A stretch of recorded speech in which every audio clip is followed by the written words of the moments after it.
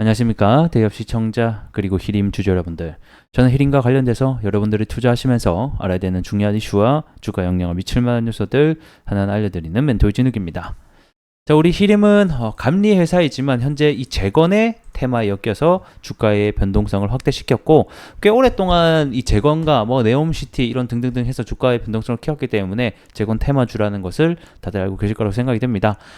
최근에 이 코스닥과 코스피가 한 차례 급락이 나오고 나서 좀 회복을 하지 못하고 있는 상황인데요. 그렇더라도 우리 재건과 관련된 이슈들, 그리고 앞으로 우리가 알아야 되는 중요한 정보들은 또 알고 있어야지 대응을 할 수 있기 때문에 오늘도 이와 관련된 내용들 여러분들에게 좀 안내해 드리는 시간 가져보도록 하겠습니다. 자, 재건 이슈들 하나씩 좀 살펴보도록 할게요. 자, 인도 총리가 23일 날 우크라이나에 방문을 해서 이 종전 해법 관련된 논의를 하겠다라는 소식이 들려왔습니다. 이 소식이 나오고 나서 좀 재건주들의 반등이 그래도 좀 나와졌는데요. 일단은 종전 해법 논의를 한다는 것 자체가 좀 호재성 경향이 있고, 이렇게 특정 날짜에 뭐를 하겠다라는 것 자체가 이 일정주, 뭐 재료주 어떤 형식으로 해서 주가가 반등이 나올 수 있는 부분들이 될 것 같습니다. 특히 인도 같은 경우에는 미국보다는 러시아와 좀 가까운 사이다, 각별한 관계다라고 보시면 될 것 같은데, 모디 총리도 이번 해에 연임을 좀 했었고, 그 다음에 푸틴 대통령도 총선에서 좀 연임을 성공하게 되자 서로 뭐 축하 메시지도 보내고 이런 관계를 과시를 했기 때문에 이 올해 11월 달에 러시아와 평화회의를 개최하겠다 이렇게 밝힌 만큼 그걸로 가기 위한 이런 좀 좋은 소식들이 들려오고 있고, 이게 좀 주가의 기대감으로 반영이 되고 있다라고 보시면 될 것 같습니다. 23일 날 이제 뭐 방문을 하고 나서 이 종전 해법과 관련돼서 또 뭐 뉴스가 나오게 되면 이런 식으로 종전 논의를 했다, 또는 어떤 내용들이 나오냐 이런 거에 따라서 또 주가가 반등할 수 있거든요. 최근에 이 우크라이나 그 외교부가 이 중국에 방문을 해가지고 또 논의를 했잖아요. 그리고 나서 어떤 중국의 또 발표가 있었기 때문에, 그리고 나서 또 주가가 한층 올라간 이력이 있거든요. 그래서 어떤 내용들이 또 23일 이후에 주말간 나오겠죠. 금요일 당장 내일 끝나고 나면. 그래서 또 어떤 내용들이 나오나 이런 걸 좀 지켜보자, 이렇게 설명드릴 수 있을 것 같고, 그리고 최근에 또 이런 찌라시가 하나 돌았어요. 푸틴 암 걸려서 이제 얼마 살지 못한다. 그래서 그 내용을 우크라이나 국방 정보국장이 직접 뭐 이런 얘기를 좀 했더라고요. 뭐 아직까지는 제가 봤을 때는 좀 찌라시 경향이 있는 것 같고, 약간 내용 자체가 호프에 가깝다. 호프, 맥주 호프 말고 희망.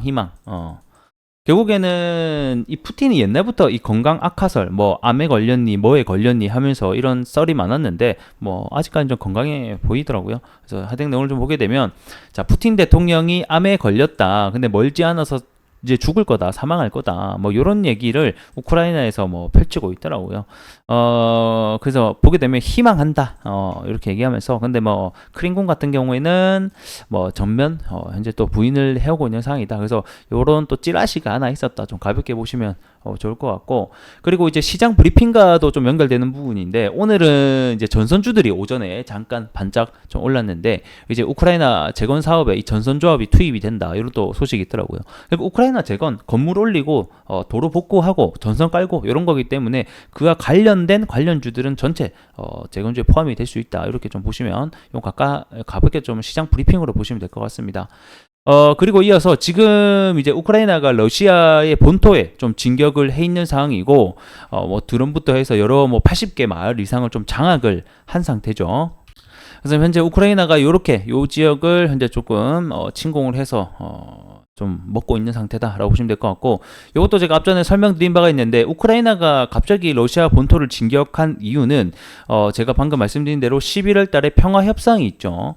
뭐 여기에서 러시아를 초청을 할지 뭐 어떻게 될지는 지켜봐야 되는 문제지만, 이런 협상 테이블에 있어서 나도 러시아 땅을 갖고 있으면 협상을 하기 굉장히 편하잖아요. 나도 너희 러시아 땅 얼마 일부 돌려줄 테니까 너희도 돌려줘, 이렇게 하기에 수월하기 때문에 우크라이나 같은 경우에는 이번 평화 협상을 대비한 이런 행동들이 계속해서 이루어지고 있다라고 보시면 될 것 같고, 힘이 닿는 대로 제가 봤을 때 러시아 그 본토 공격을 계속해서 이어나갈 것으로 저는 좀 보고 있습니다. 그래서 우크라이나가 러시아 땅을 많이 먹으면 먹을수록, 그러니까 땅 따먹기를 많이 하면 할수록 추후 평화 협상에서 유리한 조건을 가져갈 수 있기 때문에 이런 부분들은 어떻게 재건주의 입장에서는 긍정적인 부분이 될 수 있다. 그러니까 단기적으로 봤을 때는 뭐 러시아에 진격해서 전쟁이 확대되고 있다, 이런 소식은 단기적으로 악재 악재로 볼 수는 있지만 결과적으로 놓고 보면 평화 협상을 위한 발판 마련이 될 수 있으니 어떻게 보면 좀 장기적으로 호재가 될 수 있는 부분들이 생길 수 있다. 이런 시각도 알고 계시면 좋을 것 같네요.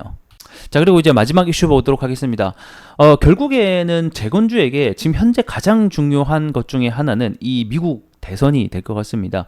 대선주가 아니고 재건주가 본격적으로 올라가는 시점이 이 트럼프의 당선 확률이 올라가는 시점과 맞물려서 이 트럼프의 정책주로 엮였기 때문이다 라고 보시면 될 것 같은데, 이 트럼프 같은 경우에는 24시간 내에 종전을 내가 하겠다 당선이 되면, 자 그렇게 얘기하면서 이제 그 우크라이나 땅을 이제 앞전 그 크림반도처럼 러시아에게 좀 넘겨주고 다른 부분을 지원을 해주겠다 이런 식의 발언을 또 쏟아내기도 하면서 이 종전을 빨리 끝내는 어떤 정책들을 가지고 있기 때문에 트럼프의 당선 확률이 올라간다라는 것은 곧 재건주의 상승으로 이어질 수 있기 때문에 미국 대선 11월 전까지는 이 트럼프의 지지율에 따라서 재건주의 주가도 함께 동행할 수 있다라는 점 보시면 될 것 같습니다.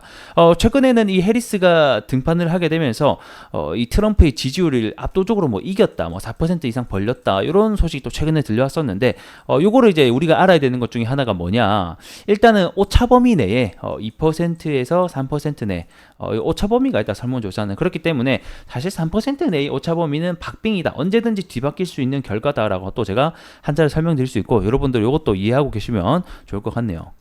그래서 지금 재건주의 상승은 이런 트럼프의 지지율이 지금 이 폴리마켓 선거단 기준으로 해서 다시 한 번 더 거의 6% 격차를 벌리게 되면서 트럼프가 좀 이기고 있는 양상세로 가게 되면서 재건주들이 상승이 일어나고 있다라고 보시면 될 것 같고, 거기에 더해서 인도 총리 방금 보신 그 이슈와 재료를 함께 좀 덧붙여서 가고 있다라고 보시면 될 것 같습니다.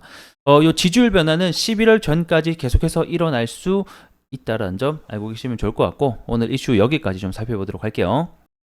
차트 함께 보도록 하겠습니다. 현재 코스닥과 코스피가 경기 침체 우려로 주가가 한 차례 하락을 했다가 단기 반등은 나오긴 했는데 이전에 있었던 주가 위치까지는 좀 회복을 하지 못하고 있습니다. 지금 주가 흐름은 약간 지수랑 좀 비슷하게 흘러가고 있는데, 지수가 한 차례 이렇게 반등이 나오고 나서 요쪽을 좀 횡보하고 있잖아요. 근데 지금 히림도 좀 비슷한 흐름입니다. 자, 이렇게 한 차례 횡보하고 나서 반등 나오고 나서 횡보해주는, 이렇게 보고 있는 거고, 그래서 이게 이제 단기적으로 봤을 때는 하락이 지속되고 있는 건 맞습니다. 뭐 고점도 낮아지고 있고 저점도 낮아지고 있어서 하락이 지속적인데, 이게 이제 좀 큰 틀로 이제 보게 되면, 자 이렇게 보면 좀 약간 느낌이 다르거든요.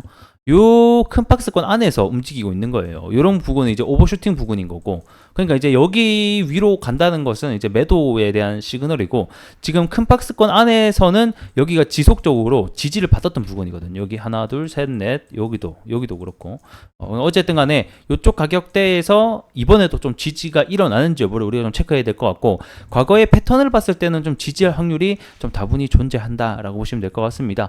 무엇보다 11월 달까지 미국 대선 겸 그다음 평화회의 일정이 있기 때문에 해당 기점으로 인해서 다양한 재건주들의 변화가 일어날 수 있기 때문에, 그런 부분에 대한 결과는 우리가 좀 지켜보자, 이렇게 좀 설명을 드려야 될 것 같고, 또 우리 히림하게 되면 또 건설주랑 연관이 많죠. 감리 회사이기 때문에 결국에는 지금 최근에 이 금리 인하에 대한 부분들이 또 일고 있기 때문에, 금리 인하가 일어난다는 것은 건설주에겐 또 호재거든요. 그럼 자연스럽게 건설주의 발주는 히림의 어떤 감리의 수주로 또 이어질 수 있기 때문에, 이러한 대외적인 변수도 있다 라고 보시면 될 것 같습니다. 자, 오늘 영상 여기서 마무리해 보도록 하겠고요. 전 또 다음 시간에 인사드리도록 하겠습니다. 고맙습니다.